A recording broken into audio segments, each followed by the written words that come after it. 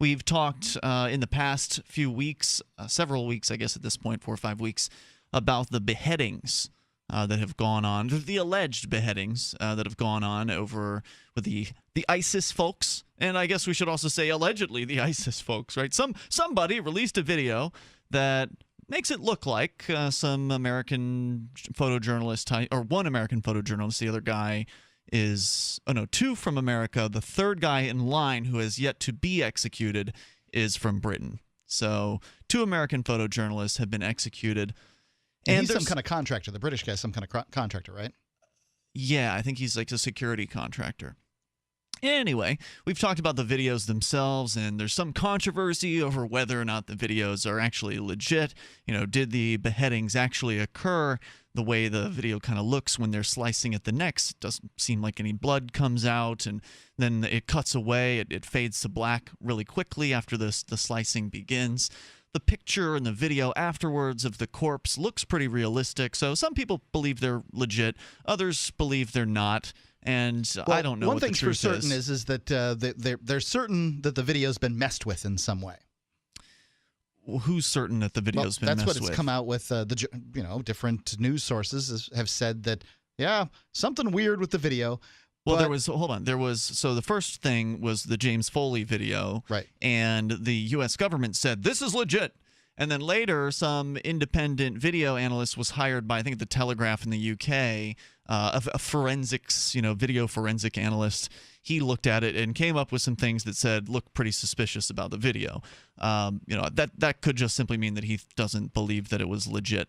Whatever was being shown was legit. It could have been staged to some extent. I don't know what the truth is. I'm not here to kind of stir up that argument, just kind of giving some background for folks who may not be aware of the videos of which we're speaking.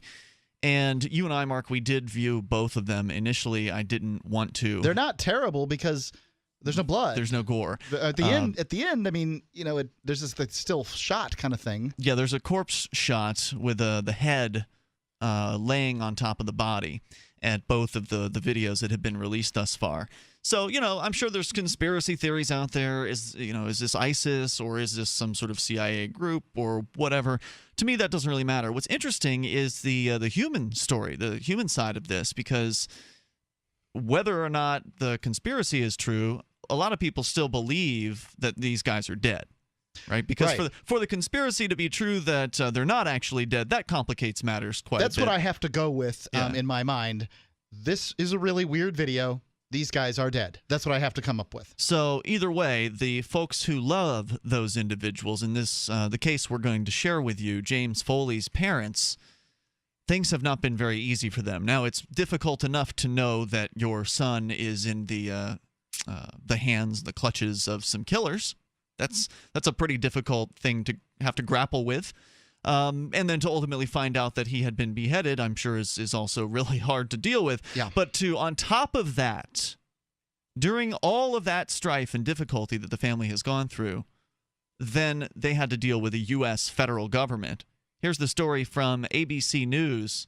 The mother of slain American journalist James Foley said she wasn't necessarily surprised that the U.S. government threatened her family with prosecution should they raise money to pay her son's ransom. I didn't even know there was a ransom for him. That's interesting.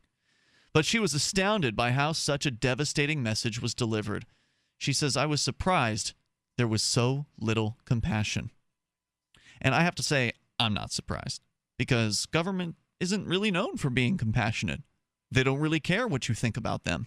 But they're a monopoly, so it doesn't really matter what you think about the government. Right. They're going to do what they're going to do, and there's not much you can really do about it. But in this case, she can speak out, and I'm glad she's doing that. Diane Foley is her name. She talked to ABC News about the 3 separate warnings she said U.S. officials gave the family about the illegality of paying ransom to the terror group ISIS. She said, it just made me realize that these people talking to us had no idea what it was like to be the family of someone abducted. I'm sure the U.S. official didn't mean it in the way he said it, but we were between a rock and a hard place. We were told we could do nothing. Meanwhile, our son was being beaten and tortured every day. Earlier this week, 5 current and former officials with direct knowledge of the Foley case confirmed that the alleged threats were made. One former official who advised the family said, quote, it was an utterly idiotic thing to do that came across as if the U.S. official had the compassion of an anvil he said. Diane Foley told ABC News earlier this week that warnings over the summer came primarily from a highly decorated military officer serving on the White House National Security Council. James Foley's brother, Michael, also told ABC News he was directly threatened with possible prosecution by a State Department official. The mom said, quote, "It was very upsetting because we were essentially told to trust that the way they were handling things would bring our son home." Now, why would you believe that the U.S. government would do anything at all to bring this man home? Well, I don't think that's their greater concern. Their greater concern, when you say something like, "We do not negotiate with terrorists," you are not taking a stand that intends to take care of one individual. It is a stand that is intended to cause sort of the greater good. You know what I mean?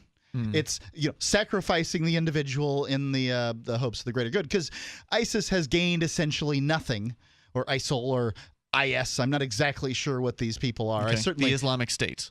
I don't think they're a state. They pretend Isn't that what they call to be themselves? A state. Allegedly. Yes, right. Well, yeah. I could call myself the Jolly Green. Why would they Giant. not be a state? I mean, the state's just an idea. If they want to run around calling themselves the state, why is that any less legitimate than the city of Keene or state of New Hampshire? Historical momentum, they have none. Well, you've got to be. At what point? How long do you have to pretend to be a state before it becomes real? I don't know. I think you have to a period of time where there are no pretenders to your throne. But that's not, There are a group of men taking over allegedly areas of land by violence. To me, that makes them a state. They certainly believe that, but I don't know that they have taken them over. They have. Okay, that's what I've heard. Right. I don't live there. I don't know. I mean, I don't know. Are they, they're going to get blown up if they're not careful, is really the end of that story. So they're not much of a state. But that's really not the issue with the Foley thing. I would say I don't know whether paying this ransom would have resulted in Foley being released or not. But as the parent of this individual, I would have liked to have had that choice and not be threatened with jail time as a result of doing it. Yeah. I mean, I think that this makes the United States government to some extent culpable for the execution of this man by closing off the avenue of these parents for paying this ransom.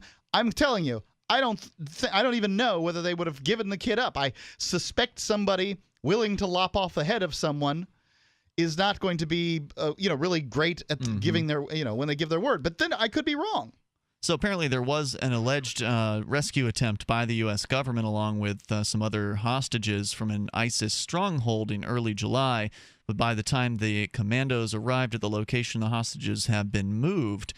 Diane, the mom, says the family believed they knew where their son was being held prior to the execution, but other than the July rescue mission, it didn't seem like anything was being done.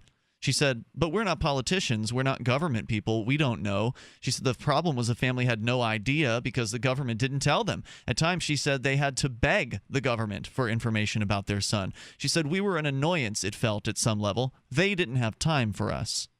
Today, White House spokesbureaucrat Josh Earnest said the government officials were in constant contact with the Foley family and declined to comment on the alleged ransom warnings, telling reporters that he's not going to be in a position to detail the kinds of conversations that took place so often between members of the administration and the Foley family. So it's their opinion that they were engaged in open dialogue with the family, but the mom saying we had to beg for attention, and they hardly gave it to him. Well, what do they mean by open dialogue? This is just sort of the lies that are issued inside Absolutely. the language. I speak to some friends once a year. Am I in constant contact with them throughout the years?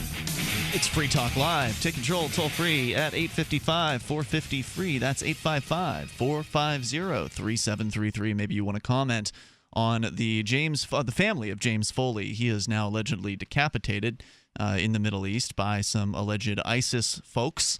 And the family's now speaking out, saying that they felt like they were treated with very, very little compassion by the federal government agents who had informed them on multiple occasions that were they to attempt to raise money for ransom for their son, that they would be charged criminally, and they themselves would end up in a cage. Not so different, likely, from their own son. Likely the beheading wouldn't occur.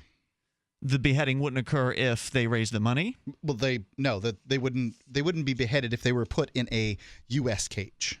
Oh, right. Yeah. No, that's likely. You're right. Correct about that. They're much more valuable to the prison industrial complex alive. Alive, sure, because, well, the jail gets money for every inmate. That's not the case for the folks over, in the Middle East. Toll-free number is 855-450-FREE. So I'm wondering how you feel about the idea of it being illegal to raise money for ransom. If you get somebody that you love is taken by some alleged terrorists, it's a crime, according to the U.S. federal government, to raise some money for that. Should it be illegal for someone to raise money for ransom to free their loved one, hopefully, from the clutches of their kidnappers? In this case, if the kidnappers are members of ISIS or some other terrorist group, the federal government seems to be saying that that's illegal and you'll be criminally charged for it. I wonder if the same thing applies to like a regular mafia. If, the Italian mafia kidnaps somebody that you love and is holding them for ransom, is it also illegal to raise money to try to get them back? Well, one thing is for sure, there's not nearly as much kidnapping going on in the United States as there was, 75 years ago. It was much more commonplace. So the federal government did a reasonably good job of stopping that. How do you know the federal government stopped kidnapping in the United States? Okay, so I can only take the word of history, history books, and the claim is that the FBI took it really seriously. All right. Well, I don't know what the truth is about that, but it's an interesting claim. So I want to get back into the quotes I promised here from State Department spokesman Marie Harf. Now, this is in regards to the family of James Foley, the photojournalist who was allegedly beheaded over there by some ISIS folks in the Middle East. That essentially, John Kerry actually spoke in this case, and he said he was taken aback and surprised by Ms. Foley's allegations. I can tell you I'm totally unaware and would not condone anybody I know of within the State Department making such statements. He was referring to the rude manner in which that the family was treated. According to the mom of James Foley, she says they had no compassion or next to no compassion. State Department spokes, of course, the politician's going to act like, well, I'm so shocked. No, you know what we need? We need a blue ribbon panel to investigate this. This is shocking. Of course the state is compassionate. I mean, look at what we do. We're so compassionate, murdering people all around the world. State Department spokesbureaucrat, though, had a better statement. This is Marie Harf. She denied the State Department told the family they could be prosecuted for paying ransom, only that the department helps hostage families, quote, understand what our laws are about terrorists or paying ransom to terrorists, unquote. She went on to say, but this department would never and did not ever intend, nor do we think we ever did anything that we would consider threatening. Do you believe them? No, I don't think that they do. I think that the state doesn't understand what they mean, what threatening means, because everything that the government tells you is a threat. Yeah. So it's like normal speaking for them is threatening. Right. Even when a police officer says, I'm going to have to ask you to look in your trunk now, he's asking because he said he's going to have to ask, and he's not allowed to look in your trunk without your permission. It doesn't even sound like a question. That's right. And he would say, let me look in your trunk now. What do you think those flashing lights mean when you're getting pulled over? It means if you don't pull over, you get shot or run off the road. Right. We'll shoot your tires out. We'll bang into the side of your car. I'll get a bunch of my buddies out here. We're going to throw you to the pavement, break your jaw in the process. I mean, it is a threat. That's what the government is. Exactly. When you tell a family you'll be criminally prosecuted if you raise money to release your son from his captors, that's the definition of a threat. Free Talk Live, 7 nights a week from 7 to 10 Eastern, live on the Liberty Radio Network at LRN.FM.